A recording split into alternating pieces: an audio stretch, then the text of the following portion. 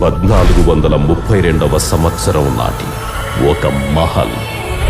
History ప్రకారం ఈ బంగ్లా త్రివిక్రమ పాండ్యన్ రాజుది.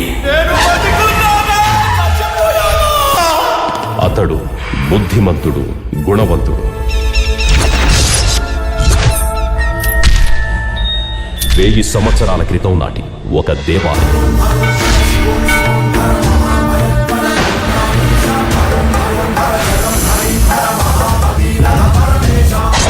ఈ 2 ప్రదేశాల మధ్య జరిగిన ఒక కథ.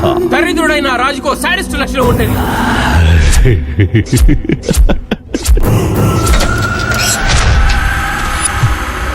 యాక్చువల్గా చచ్చిపోయింది మా ఆవిడ.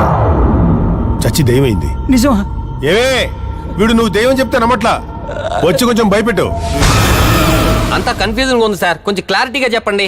చెప్తాను, జాగ్రత్తగా విను. ఆ అవమానాన్ని భరించలేని పాండ్యన్ మహారాజు తనను తాను సజీవ దహనం చేసుకున్నాడు.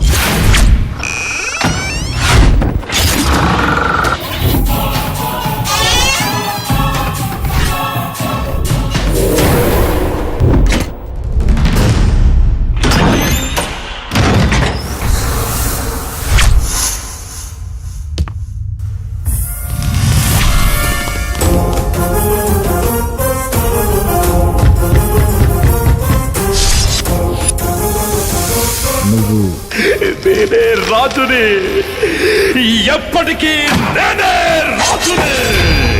భంగిమా, వా వా వా. నువ్వు భంగిమా.